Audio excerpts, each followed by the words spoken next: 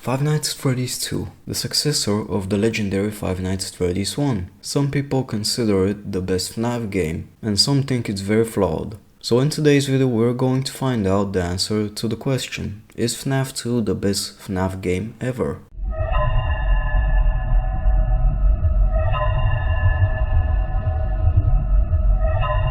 FNAF 2 has a few things in common with FNAF 1. You've still got the cameras so you can keep an eye on the animatronics, lights that make you see better in the darker areas, and that's really it. You like the doors from FNAF 1? Well, guess what? They're gone now. You're completely vulnerable and can get caught at any time. The way you can defend yourself from the deadly animatronics is the mask. Now let's take a look at the mechanics of the animatronics in the game. And oh boy, there's a lot of animatronics in this game. First, let's look at the toy animatronics. Toy Bonnie attacks you from the right vent, and you have to put your mask on to make him go away. Same thing goes for Toy Chica, but she appears on the left vent. Toy Freddy appears in the hallway and tries to make his way to the office to try and get you, and you shouldn't let him get close because he does get a little bit quirky at night. Mango makes her way from the right vent and tries to bite your frontal lobe off.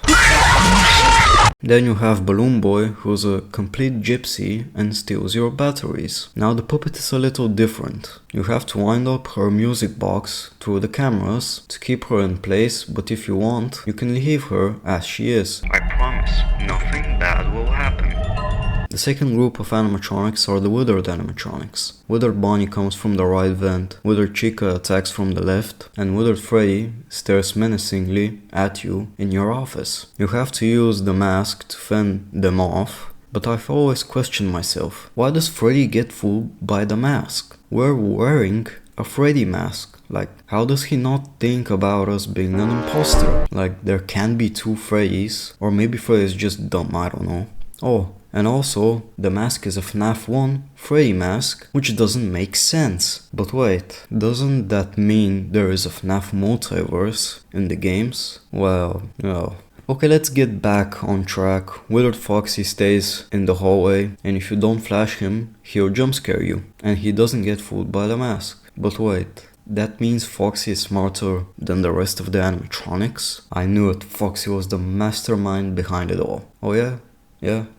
This is a video about FNAF 2, not the insanity of the FNAF lore. Yeah. The third group of animatronics are the Easter egg ones or the rare ones. JJ stares at you under the desk, and the O2 who appears randomly on some cameras, Shadow Freddy who crashes your game if you look at him for too long, Shadow Bonnie who just sometimes appears in your office and puts on a beautiful smirk knowing he'll crash your game in a few seconds, ruining your run. And we have Withered Golden Freddy who has a giant head for some reason, but in terms of design I think the Withereds win by a mile. When you compare them with the toys, they are far more scary and are also bigger, making you feel helpless in front of them. And it doesn't help that the toys aren't even scary. Toy Freddy is your average Reddit user, Toy Bonnie is just a goofball, and Toy Chica, well, I don't know why Scott decided to make her tie so big, but at least Mango is scary because of how torn apart she is. Phone Guy is also here. He continues to tell you fun stories about murder, but this time he doesn't get stuffed in a plush suit. We play as a night girl again, but this time we play as Jeremy Fitzgerald and we risk our life for $100.50. The atmosphere is yet again amazing. It's eerie, unsettling and creepy. In terms of lore, we have the minigames and the cutscenes, which give us insight in the story, and we also see Purple Guy for the first time in the franchise. The jump scares are good, but get repetitive over time. Some people might complain that the animatronics just teleport from room to room, but I think it isn't that big of an issue. The graphics are good for its time and hold up pretty well to this day. Also, a thing that I noticed about the models is that in some shots, parts of them clip in each other.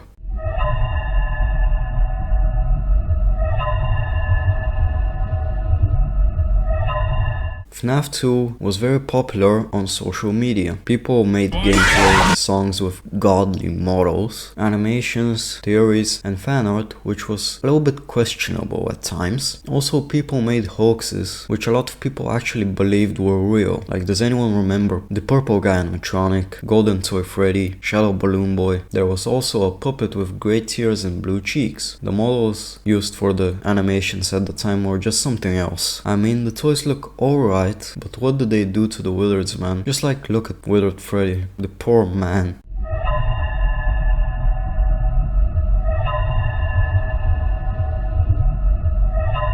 Today FNAF 2 is regarded by some as the best FNAF game, or by few the worst, but I think that it's an alright game. All of the FNAF games have the problem that they get repetitive and less scary over time. But for someone who's just started their obsession with the franchise, they'll like it. So yeah, that's all from me. Bye for now and have a nice day.